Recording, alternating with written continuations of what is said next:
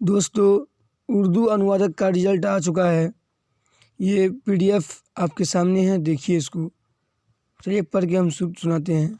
पत्रांक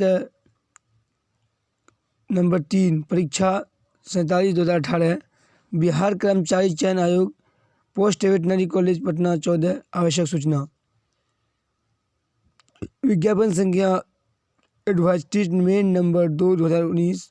पद उर्दू अनुवादक के दिनांक के 31/1/2021 को आयोजित लिखित परीक्षा के उपरांत कुल 182 अभ्यर्थी का काउंसलिंग हेतु योग्य पाए गए हैं, जिनका अनुक्रमांक निम्नवत है। यानी जिसका भी इसमें अनुक्रमांक है वो पास हो चुका है उर्दू अनुवादक में। काउंसलिंग के लिए वो योग्य पाया गया है।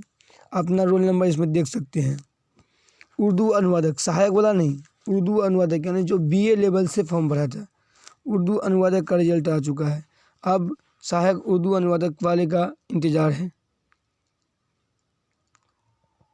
उम्मीद करते हैं कि आपको ये वीडियो पसंद आया होगा। वीडियो पसंद आया तो वीडियो को लाइक करें, चैनल को सब्सक्राइब करें इसी तरह का नोटिफिकेशन पाने के लिए।